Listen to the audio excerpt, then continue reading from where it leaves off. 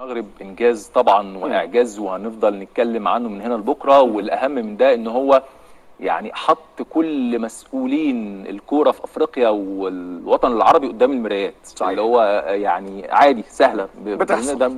بتحصل بس تخطط، بس تحط خطه. مبدئيا المكاسب اللي اتحققت من وصول المغرب للمركز الرابع في المونديال 25 مليون دولار دي كلها هيتم ضخها من اجل تطوير الناشئين ومن اجل وضع خطه في السنوات القادمه.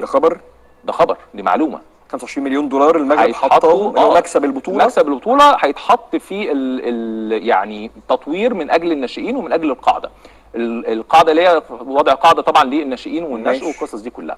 الصوره اللي انت قدامك دي وزاره السياحه والصناعه في المغرب عامله نسبه الاشاره منذ بدايه كاس العالم لكلمه المغرب في كل العالم. بص الخريطه الحراريه بقى، الخريطه الحراريه للعالم كله بتتكلم عن المغرب، وده عمره ما حصل قبل كده. كان اخر حاجه ممكن الخريطه الحراريه للعالم، الخريطه الحراريه للعالم يعني كل الاحمر ده والاخضر الكلام او الكلام اللي اتكتب على المواقع وعلى السوشيال ميديا لتداول كلمه المغرب بسبب اللي فعلته المغرب في كاس العالم. ده حاجه عظيمه لدرجه ان السياحه في المغرب متوقع انها تزيد عن الحد الطبيعي بتاعها 3 اضعاف مع نهايه العام بسبب ما حصله المغرب مع نهايه العام السنه اللي جايه. وفقا طبعا لدراسه العام اللي هو السنه دي ولا اللي جاي؟ لا السنه دي.